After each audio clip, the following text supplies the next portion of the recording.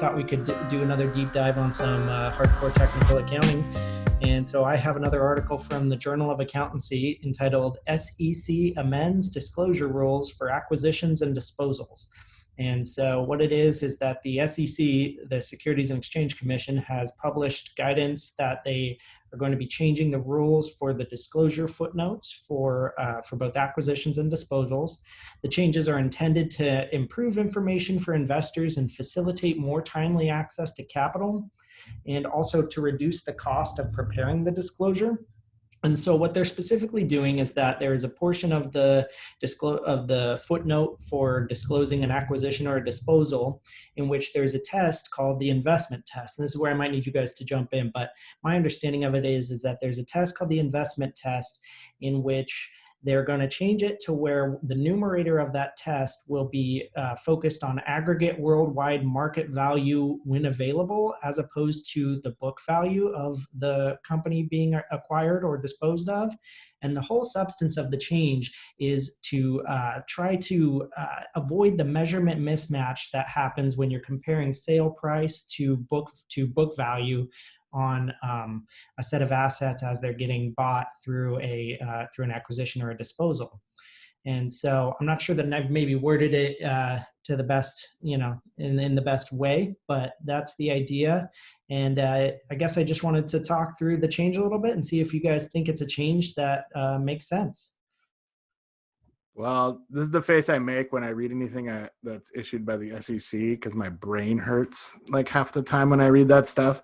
They always lead off that they're trying to enhance financial, distribution of their reports or whatever. But to be clear, like the SEC only guidance is issued for publicly traded companies. So as far as this rule change goes, this is only applicable to publicly traded companies.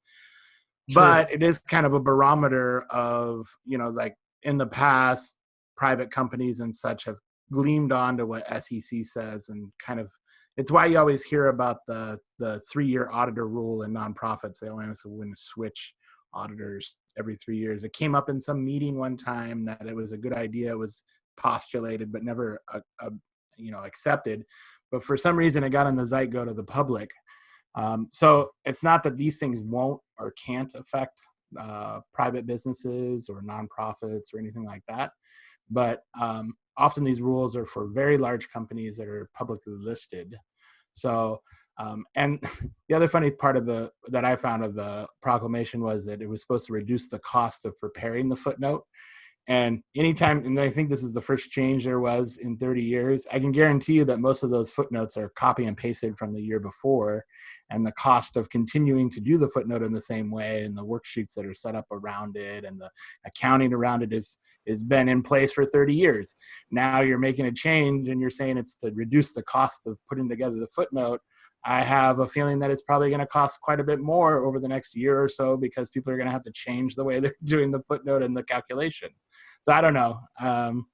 That's my take on it, I guess. I don't know. Well, that's good. We need a take like that, because honestly, I mean, that's the facts of it a lot of the times. If it's something that we're boilerplate copy pasting over and running through the test on, then yeah, it's difficult to change that in a way that really adds value.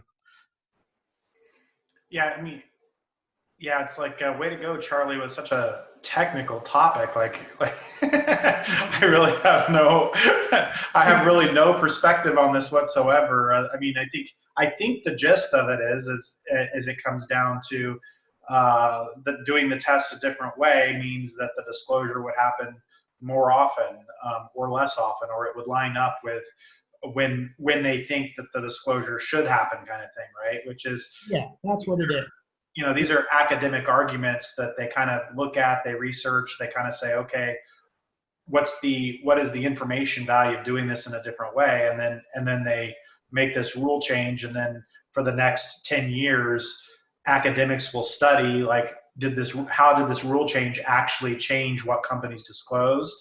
And can they somehow isolate any kind of effect in the market or any kind of investor behavior related to this change? And it's, you'd think, well, that sounds impossible that you can do that, but accounting researchers and finance researchers actually they do that. They like figure out that it's kind of crazy the ways, the methods and stuff they use, but that's the kind of capital market research, as they call it, is what they try to do to figure out what is the effect of different kinds of disclosures. So I mean, that's the context of something like this, right?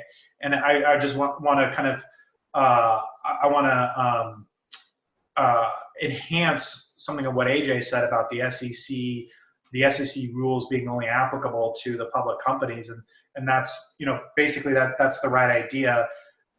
More specifically, usually it's any SEC registrant. So there's a slightly wider possibility of who might be subject to SEC rules than just public companies per se. But the concept that AJ was getting at was that when you talk about what GAAP is and financial accounting rules, there is that foundation layer of GAAP, which is promulgated by the FASB, the Financial Accounting Standards Board. And then from there, governmental entities can layer in on top of that. Specifically, the Securities Exchange Commission for the United States will provide their own layer of additional rules that go on top of that.